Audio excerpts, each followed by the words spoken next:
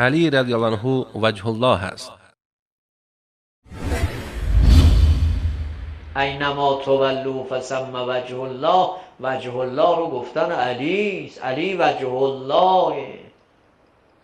سلمان میگه با امیرالمومنین افطار کردیم، جبرائیل اومد یا رسول الله دیشب علی در عرش با ما میهمان ما بود، با ما غذا خورد.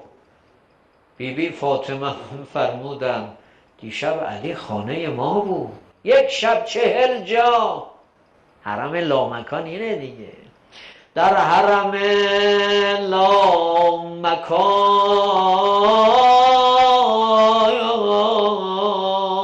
خلوت بزم علیست، روی زمین و زمان به نور او مستنیر.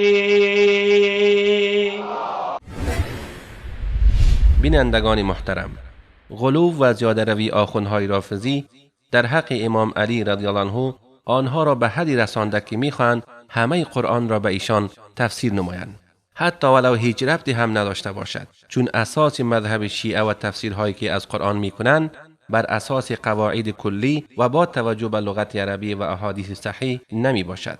لذا هر یک از این روحانی نمایان قرآن را در حالی که حتی روحانی آن را بلد نیستند به دلخواه خود و بر اساس اهداف شوم خود تفسیر میکنند. حقا که امام علی رضی الله عنه چیزی با فرمودند: هلک فی رجلان محب قال و مبغض قال. در مورد من 2 شخص به هلاکت رسیده است، یکی دوست افراد کننده و دیگر دشمن تهمت زن. ما از این رافضی میپرسیم آیا رسول الله صلی الله علیه و سلم مقام و منزلت والاتری دارند یا امام علی رضی الله عنه؟ اگر به این امر اذعان نمایید که مقام و منزلت امام علی رضی الله عنه از مقام و منزلت رسول الله صلی الله علیه و آله و سلم والاتر است، این کفر صریح است.